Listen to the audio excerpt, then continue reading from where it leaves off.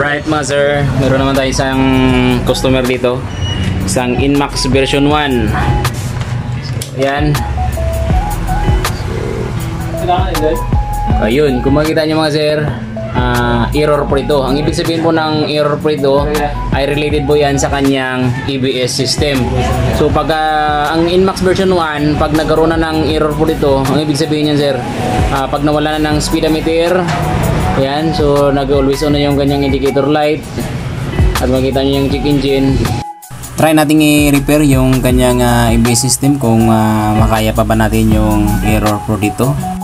Alright mga sir, bigyan ko lang kayo ng kunting idea about sa error po dito ng Inmax version 1. Pag nagkaroon na ng error po dito ang Inmax version 1 ninyo, ang ibig sabihin po niyan mga sir ay hindi na siya makadetect ng speedometer. Then yung speedometer naman ng Inmax version 1 ay konektado yan doon sa kanyang EBS system or baga naka-built-in na yan sila dyan. Kaya subukan nating i-repair kung makaya pang ayusin yung kanyang EBS system. So ito mga sir, tanggalan natin yung kanyang board, yung kanyang EBS system. So try nating i-repair yung kanyang board kung makaya pa.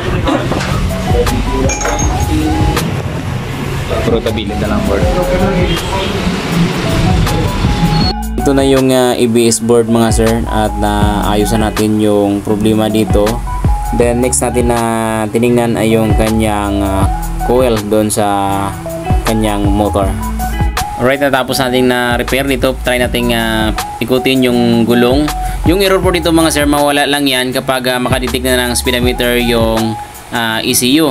Then yung EBS indicator light naman, mawala lang yan siya mga sir pag tumakbo na yung unit na yan. Ayun mga sir, bumalik na yung kanyang speedometer. All goods na yan, no? Thank you so much for watching.